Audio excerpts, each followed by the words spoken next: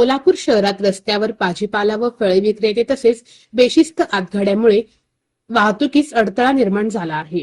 त्यामुळे शहरात वाहतुकीची कोंडी होत आहे. आता वाहतुकीस अडथळा करणाऱ्यांवर गुन्हे दाखल करण्याचा इशारा महापालिका अतिक्रमण विभाग व भाजी मंडई विभागाने दिला आहे.